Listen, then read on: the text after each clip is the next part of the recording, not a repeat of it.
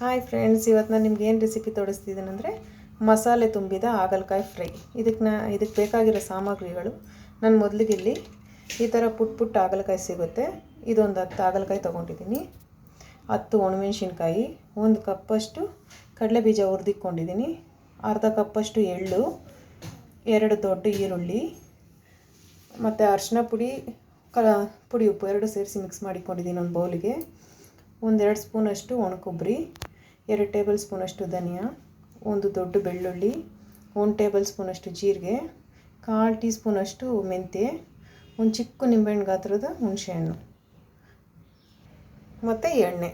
ಈಗ ಮೊದಲಿಗೆ ನಾವಿಲ್ಲಿ ಹಾಗಲಕಾಯಿನ ಕ್ಲೀನ್ ಮಾಡ್ಕೊಳ್ಳೋಣ. ಇದಕ್ಕೆ ಮೊದಲಿಗೆ ಹಾಗಲಕಾಯಿನ ಹಿಂಗೆ ಉದ್ದದಲ್ಲಿ ಸಿಳ್ಕೊಳ್ಳಿ. ಪೂರ್ತಿ ಕಟ್ ಮಾಡಿಬಿಡಬೇಡಿ, ಒಂದು ಸ್ವಲ್ಪ ಜಾಯಿಂಟ್ ಇರಬೇಕದು. ಈಗ ಒಳಗಡೆ ಇರುವಂಥ ಬೀಜನೆಲ್ಲ ತೆಗೆದುಬಿಡಿ. 1 ಸ್ಪೂನ್ ಇಟ್ಕೊಂಡು ಒಳಗಡೆ ಇರೋಂಥ ಬೀಜ ಪೂರ್ತಿ ತೆಗೆದುಬಿಡಿ. ಈ ಥರ ಒಳಗಡೆ ಇರೋ ಬೀಜ ಎಲ್ಲ ತೆಗೆದು ಕ್ಲೀನ್ ಮಾಡಿಟ್ಕೊಳ್ಳಿ. ಎಲ್ಲ ಹಾಗಲಕಾಯಿನೂ ಅದೇ ಥರ ಕ್ಲೀನ್ ಮಾಡಿಟ್ಕೊಳ್ಳಿ. ಈಗ ಹಿಂಗೆ ರೆಡಿ ಮಾಡಿಟ್ಟಿರೋಂಥ ಹಾಗಲಕಾಯಿಗೆ ನಾವು ಎತ್ತಿಟ್ಟಿರೋಂಥ ಅರಿಶಿನ ಮತ್ತು ಪುಡಿ ಉಪ್ಪು 2 ಮಿಕ್ಸ್ ಮಾಡಿ ಒಳಗಡೆ ಹಾಕಿ ತುಂಬಿಟ್ಟು ಒಂದು ಪ್ಲೇಟಲ್ಲಿ ಇಟ್ಕೊಳ್ಳಿ. ಎಲ್ಲ ಹಾಗಲಕಾಯಿಗೂ ಅದೇ ಥರ ಹಚ್ಚಿ ಒಂದು 10 ನಿಮಿಷ ಸೈಡಿಗೆ ಇಟ್ಟಿರಿ. ಆವಾಗ ಅದರಲ್ಲಿರೋ ನೀರು ಅಂದರೆ ಕಹಿ ನೀರೆಲ್ಲ ಹೊರಗಡೆ ಬಂದುಬಿಡುತ್ತೆ. ತಿನ್ನಬೇಕಾದ್ರೆ ಅಷ್ಟು ಕಹಿ ಅನಿಸಲ್ಲ. ನೋಡಿ, ಈಗ ಎಲ್ಲ ಹಾಗಲಕಾಯಿ ಒಳಗಡೆನೂ ಉಪ್ಪು ಮತ್ತು ಅರಿಶಿನ ಪುಡಿ ಹಾಕಿ ಉಜ್ಜಿಕ್ಕಿದ್ದೀನಿ ನಾನು. ಇದನ್ನು ಒಂದು 10 ನಿಮಿಷ ಪಕ್ಕಕ್ಕಿಡಿ. ಆವಾಗ ಅದರಲ್ಲಿರೋವಂಥ ಕಹಿ ನೀರೆಲ್ಲ ಹೊರಗಡೆ ಬಂದುಬಿಡುತ್ತೆ. ಹಾಗಲಕಾಯಿ ಒಂದು 10 ನಿಮಿಷ ಆಗಲಿ. ನಾವು ಅಷ್ಟರಲ್ಲಿ ಮಸಾಲೆ ರೆಡಿ ಮಾಡ್ಕೊಳ್ಳೋಣ. ಒಂದು ಫ್ರೈ ಪ್ಯಾನ್ಗೆ 1 ಟೇಬಲ್ ಸ್ಪೂನ್ ಎಣ್ಣೆ ಹಾಕ್ಕೊಳ್ಳಿ. ಎಣ್ಣೆ ಸ್ವಲ್ಪ ಬಿಸಿ ಆದಮೇಲೆ ಧನಿಯಾ, ಜೀರಿಗೆ, ಮೆಂತ್ಯ, ಒಣಮೆಣಸಿನ್ಕಾಯಿ ಇದೆಲ್ಲ ಹಾಕ್ಕೊಂಡು ಸ್ವಲ್ಪ ಹುರ್ಕೊಳ್ಳಿ. ಇದು ಒಂದು ಸ್ವಲ್ಪ ಅರ್ಧ ಹುರ್ಕೊಂಡ್ಮೇಲೆ ಈಗ ಎಳ್ಳು ಹಾಕ್ಕೊಳ್ಳೋಣ. ಯಾಕಂದರೆ ಎಳ್ಳು ಫಸ್ಟೇ ಹಾಕಿದ್ರೆ ತುಂಬ ಹುರಿದ್ರೆ ಎಳ್ಳನ್ನ ಕಹಿ ಬಂದುಬಿಡುತ್ತೆ. ಸ್ವಲ್ಪ ಸಿಮ್ಮಲ್ಲೇ ಇಟ್ಕೊಂಡು ಹುರ್ಕೊಳ್ಳಿ.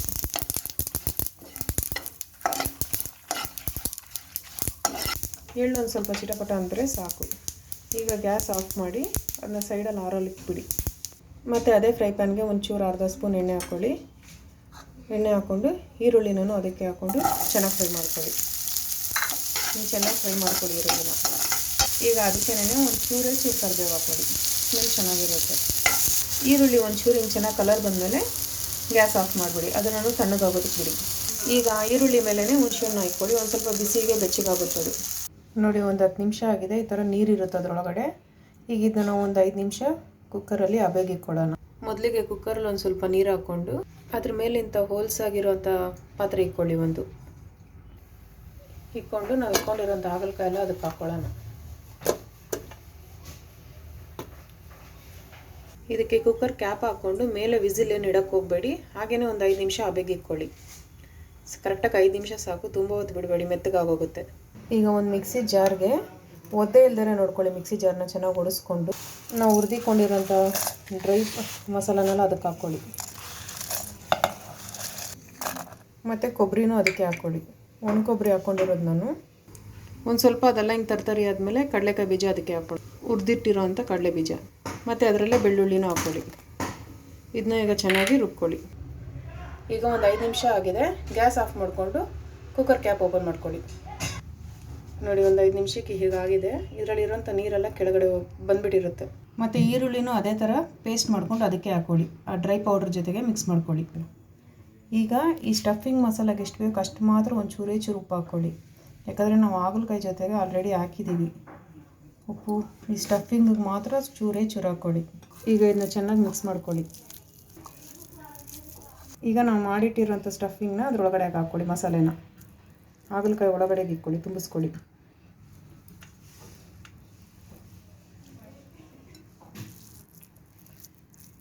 ಸ್ವಲ್ಪ ಹಾಕ್ಕೊಂಡು ಕವರ್ ಮಾಡಿಟ್ಬಿಡಿ. ಎಲ್ಲ ಹಾಗಲಕಾಯಿನೂ ಅದೇ ಥರ ರೆಡಿ ಮಾಡ್ಕೊಳ್ಳಿ. ಈಗ ನಾನು ಮಸಾಲೆನ ಎಲ್ಲದಕ್ಕೂ ತುಂಬಿಸಿಟ್ಕೊಂಡಿದ್ದೀನಿ. ಈಗ ಒಂದು ಫ್ರೈ ಪ್ಯಾನ್ಗೆ ಒಂಚೂರು ಎಣ್ಣೆ ಹಾಕ್ಕೊಳ್ಳಿ. 1 ಕಪ್ಪಷ್ಟು ಎಣ್ಣೆ ಹಾಕ್ಕೊಂಡಿದ್ದೀನಿ ನಾನು. ಯಾಕಂದರೆ ಅದನ್ನ ನಾವು ರೋಸ್ಟ್ ಮಾಡ್ಕೊಬೇಕಲ್ವಾ. ಈಗ ಎಣ್ಣೆ ಬಿಸಿಯಾಗಿದೆ. ನಾವು ಎತ್ತಿಟ್ಟಿರೋಂಥ ಹಾಗಲಕಾಯಿ ಎಲ್ಲ ಅದಕ್ಕೆ ಒಂದೊಂದೇ ಹಾಕ್ಕೊಳ್ಳಿ.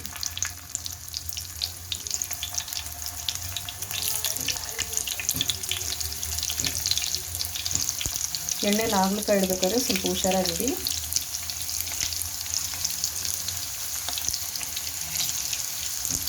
ಈಗೆಲ್ಲ ಹಾಗಲಕಾಯಿನೂ ಇಟ್ಕೊಂಡು ಸಿಮ್ಮಲ್ಲಿ ಇಟ್ಟಿರಿ, ಒಂದು ಸ್ವಲ್ಪ ಬೇಲಿ ಅದು. ಯಾಕಂದರೆ ಸೀದೋದ್ರೆ ಟೇಸ್ಟ್ ಚೆನ್ನಾಗಿರಲ್ಲ. ಸಿಮ್ಮಲ್ಲೇ ಒಂಚೂರು ಬೆಂದು ಬಂದರೆ ತುಂಬ ಚೆನ್ನಾಗಿರುತ್ತೆ. ನೋಡಿ, ಇದು ಈ ಥರ ಒಂದು ಸೈಡ್ ಬೆಂದಿದೆ, ಇನ್ನೊಂದು ಸೈಡ್ ತಿರುಗಿಸ್ಕೊಳ್ಳಿ. ಸಿಮ್ಮಲ್ಲೇ ಇಟ್ಟಿರಿ, ಹೈ ಫ್ಲೇಮ್ ಮಾಡಬೇಡಿ. ಹಾಗಲಕಾಯಿನ ಚೆನ್ನಾಗಿ ಅವಾಗವಾಗ ಎಲ್ಲ ಕಡೆನೂ ತಿರುಗಿಸಿ ಬೇಯಿಸ್ಕೊಳ್ಳಿ.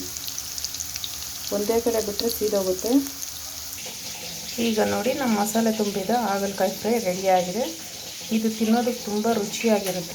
ನೀವು ನಿಮ್ಮ ಮನೇಲಿ ತಪ್ಪದೇ ಟ್ರೈ ಮಾಡಿ ನೋಡಿ. ಮಕ್ಕಳು ತುಂಬ ಇಷ್ಟಪಟ್ಟು ತಿಂತಾರೆ ಇದನ್ನು.